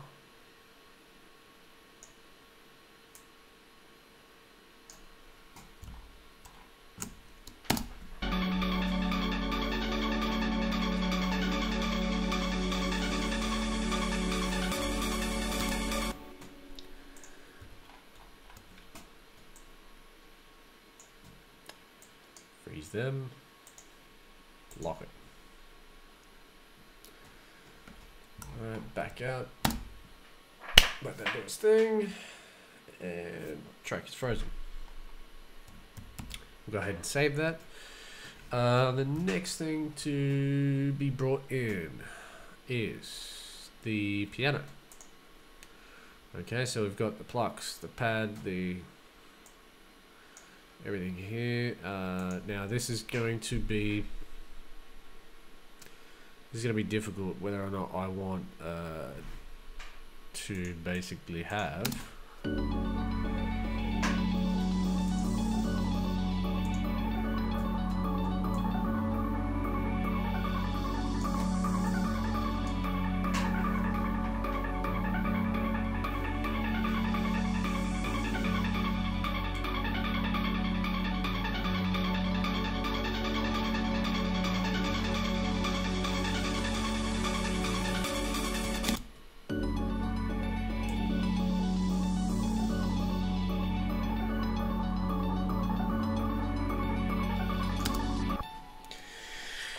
okay, so I think I'm going to do it that way.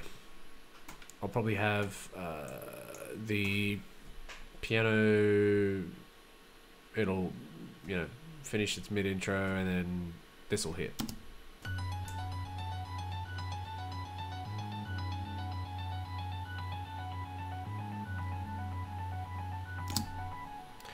Probably get it down to there, right?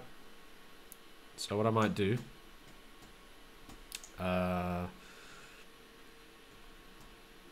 see how this goes. I might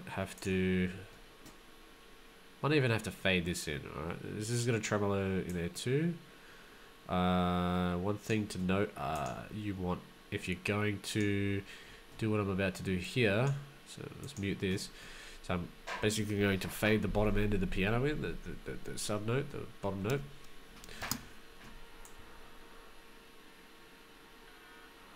Right, if you're going to fade it in, you want it after the tremolo. You put it before and you'll have drastic, like, shit will go over it. Right.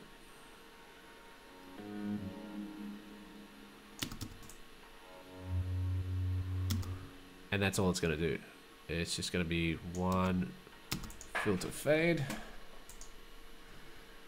So I need this frequency to change. Is that it? Yep. Actually, I'm gonna have to do this on the fly. Put it on touch, and we'll just take you. Go.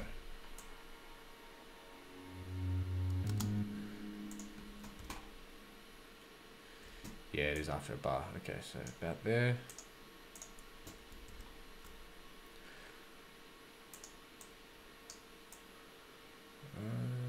There.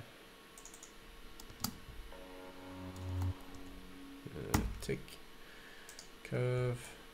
Whoa, whoa, whoa. No, no, no. Don't. Cancel.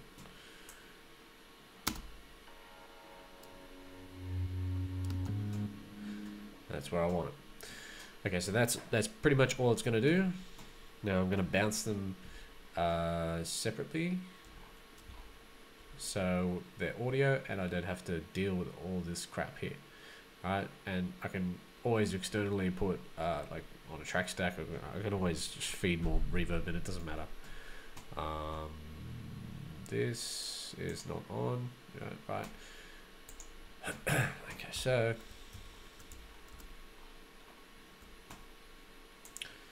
I need to copy this to there, copy this to there. Right, I want all that information. Turn all that off. Bounce. Okay, piano. Bottom.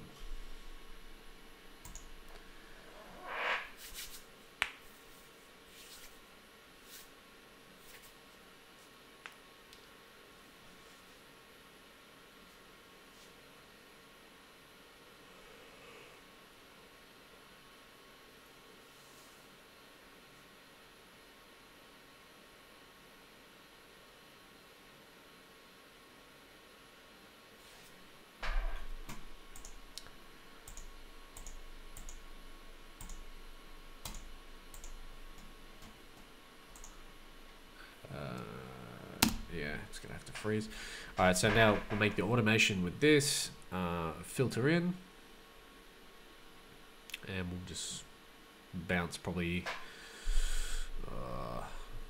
bounce that much, and then I'll turn it off and I'll bounce it as a solo thing. So if I want that as is, I can have that and add that later, so it doesn't have the filtering in.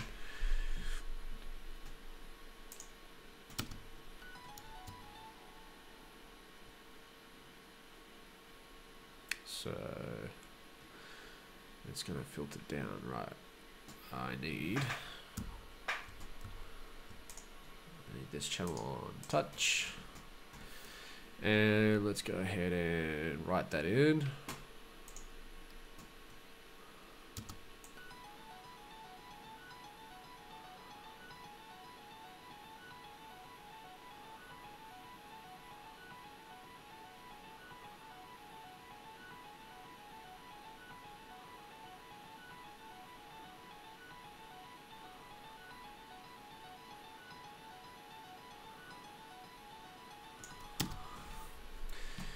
Alright, read,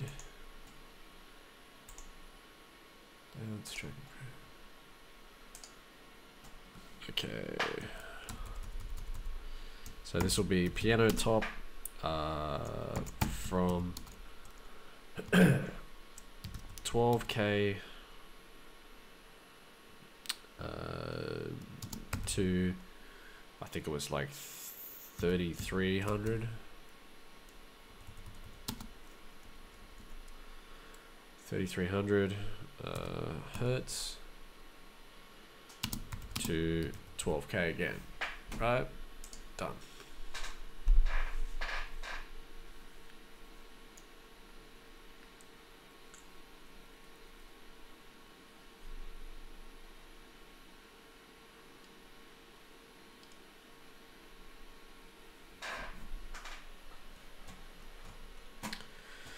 All right, now let's add some channels. So add another 4.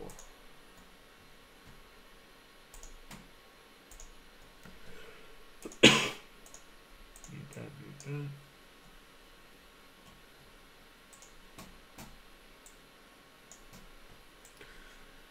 Alright, so that's going to be piano bottom.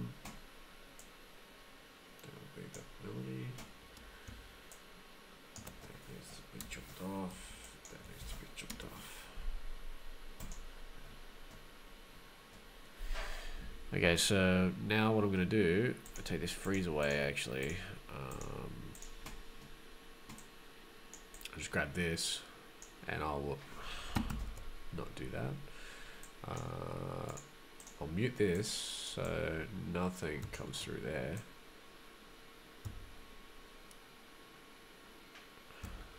That's better. And I'll just bounce this out, turn that off.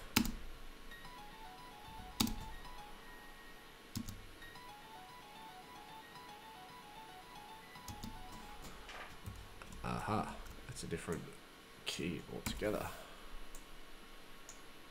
No, it should be these two, I think.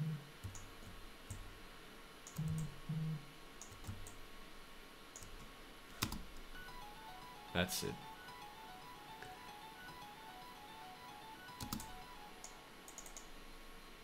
Yep.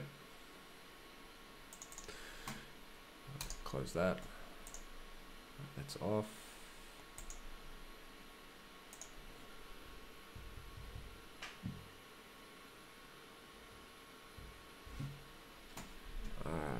Okay. So now this is just piano top.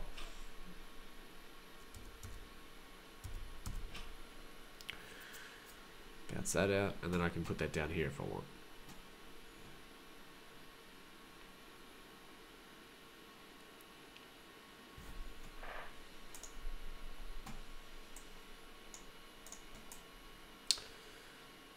Yep. Alright, so these three, we will create a track stack. Right, this is piano, parts. Let's solo that. Now these two can go back into storage.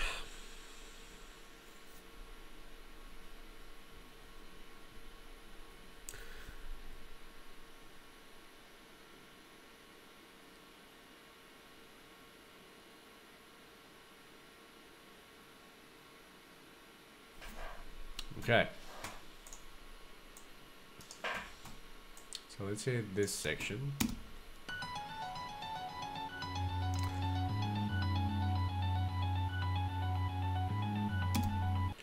Right.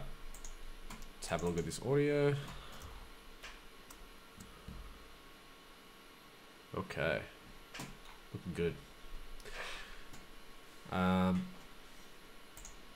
Normalize.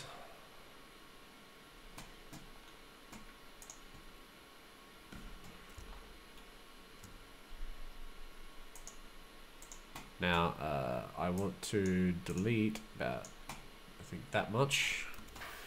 And I want to select all. If you noticed before here, I left that piece out because I chopped this off. If I want that sound later, all I've got to do is select this region. Okay, so if I deselect and just select all, I'll select the whole thing. But let's say I want this sample later. All I've got to do, like, I don't have to rebounce it out. All I've got to do is go ahead and okay, so I'll show you here. So select all, right? Let's say if I select the whole thing, if I had it, you know, I had this piece wrote out. All I would need to do is chop it, select this, and see how that goes away. I would then copy this across and then have it laying out on this channel, like on a new channel, sorry, on a new audio clip, and then delete that. Then I could mess around with this. I could normalize that, have that there, then bounce it out. And it will be perfectly snapped to where that is there. So that's how I usually do that sort of stuff now. Same with this. So what I'm going to do here though, because I want this sound in, I'm not going to use this as a fade in because it's heavily affected. I'm going to select the whole thing, not change the gain, and just normalize. Bang, okay?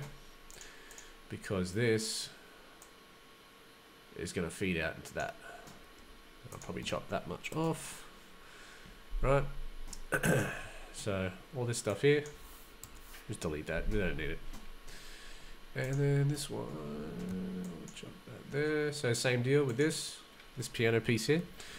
Can basically move that aside, go like this, normalize it now, bounce it out, it's done. Okay, so we'll keep that there too because I'm probably going to use it later. That sits there. Excuse me. Now, let's go functions, normalize. Now this, we'll go, let's bring this down, -12 again. Send that away. Alright, let's hear this.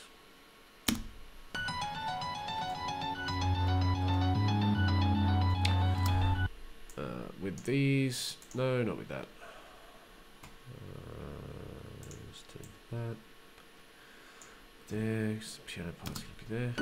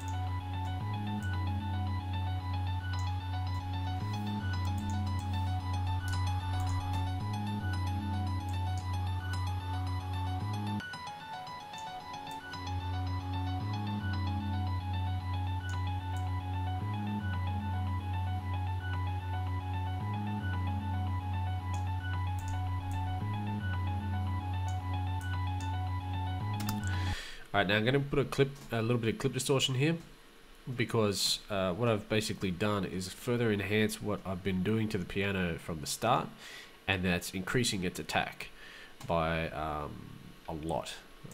If we go ahead and check this out,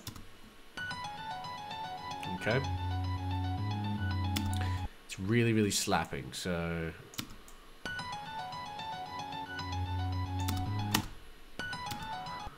that's what I want. That really, you know, twack or whatever you want to call it. I really want to make it punch out. So this will definitely mash together. Like, there's no ifs or buts. You can see it's mashing together right now.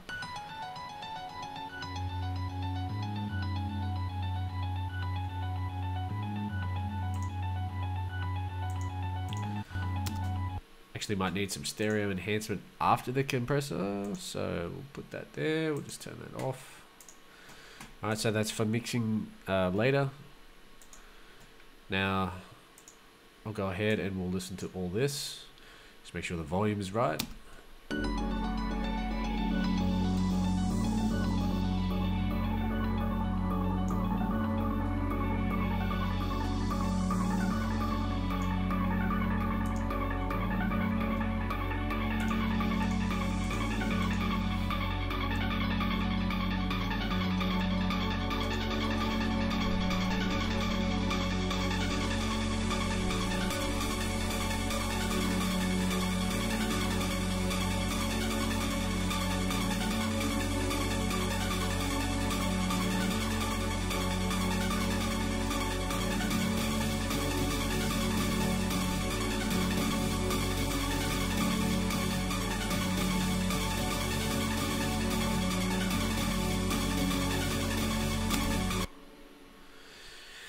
Sounding really good in my ears. Not entirely sure how it's been sounding out of YouTube. I don't really check. I've stopped checking after getting the believed to have get the volume quite right. So this is my peak here of normal audio out of the box, and I'm basically peaking my voice over the top of it. That's how I figured it out. So yeah, so that's piano. That's the piano done. We'll just turn this off, right? That can go away. So what's next is the synths, and then what's this audio channel? Okay, that's just an audio channel, right? Fair enough. That's. I thought that. Yeah. Oh no, it's not. It's disappeared. Well, I had a channel there somewhere that's disappeared. Anyway, so I've left space here. You know, it's called piano parts, right? We'll just lock that. We'll lock all these until we're ready to use them. Lock them and that, and we'll freeze these and freeze these. This is gonna free up so much. Like if I go and hit go. Right, we'll let that freeze, and then when I hit play, you know, we're playing with audio now. We're not playing with live instruments anymore, and it's going to save a lot of CPU usage. That's, I mean, back in the day, I used to run so many synths, and you can see like we've just hit play. It's not peaking, it's not popping, it's not doing anything. It's fine. All right, so it's thinking, and it's fine. This should be, yeah, with all those instruments, it should be smashed to the roof and stopped by now. So we're doing good. Yeah, basically all these piano parts, you know, I will put the effects of the piano in there, and so on and so forth. Any audio changes that I do to like the pads or whatever, I'll put them in their required fields so they all sort of mash together. Because really, what I'm going to do is I'm going to mix these sounds together, but I'm going to further put these in their own space with like you know, fab filter, mid-side EQing. And this needs one too, but we'll turn it off for mixing purposes later. Alright, so we'll just drop these stacks for a second. The last thing to do So this is going to, once I'm happy with all this, I think what I might do is actually bounce this as one, and then fade it out as one. So this has like, it stays supreme over the whole lot, and then you hear that for that last couple of bars, and then boom, the kick will hit like right here. So how long have I been streaming for now?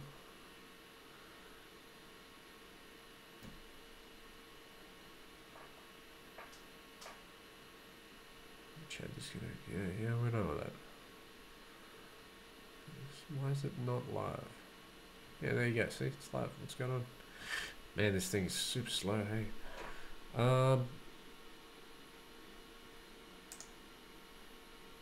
2 hours.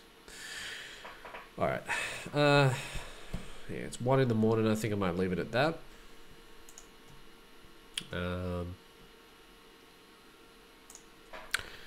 fix this before I change the stream. So let's do a recap. This is for future viewers. Okay. So in this video,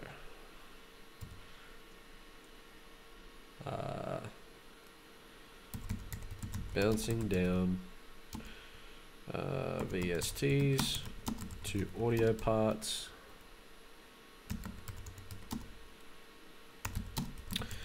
to make the start of the breakdown.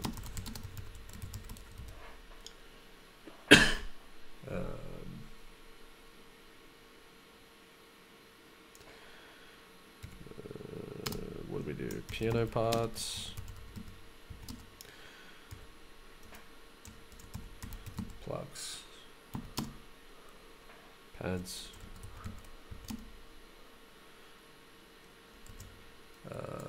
and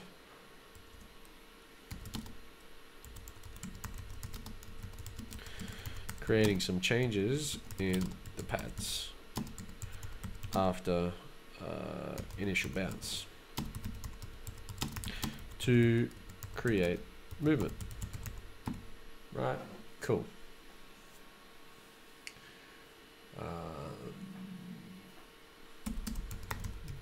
Still to come,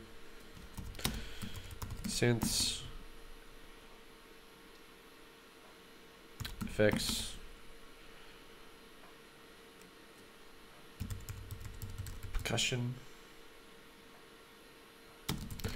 and possibly vocals, which maybe I might spit you the vocals later in another live stream, and let you guys know just what just how evil I think this track can be. All right, peace out.